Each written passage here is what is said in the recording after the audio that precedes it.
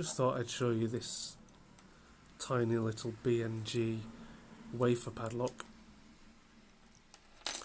It's so small that there's no real victory getting into it. But what's interesting is that you don't need a pick and you don't need a traditional bypass tool. You actually just need a tension tool, and you'll see just how easy it is.